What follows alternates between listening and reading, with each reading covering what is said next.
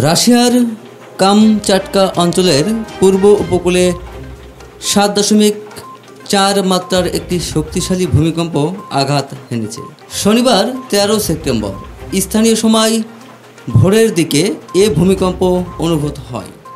এই ঘটনায় সুনামি সতর্কতা জারি করা হয়েছে। প্যাসিফিক সুনামি সতর্কতা কেন্দ্র জানিয়েছে, ভূমিকম্পের কেন্দ্রস্থল থেকে ৩০০ কিলোমিটারের মধ্যে উপকূলে বিপজ্জনক ঢেউ আছড়ে পড়তে পারে।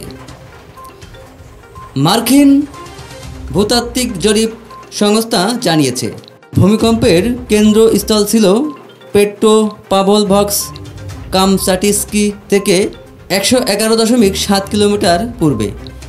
এর গভীরতা ছিল ৩৯ কিলোমিটার।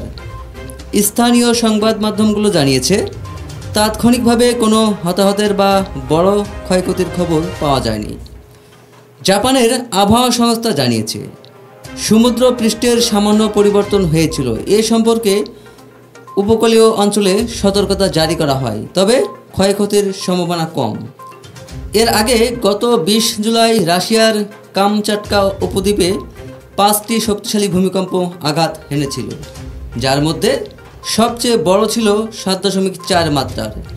এর ফলে পার্শ্ববর্তী কিছু দেশেও প্রভাব পড়ে এবং সুনামি সতর্কতা জারি করা হয়।